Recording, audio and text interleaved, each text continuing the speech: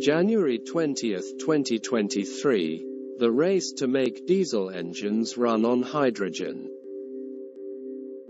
Ordinary diesel trucks could be converted to a hydrogen diesel mix, according to researchers in Australia.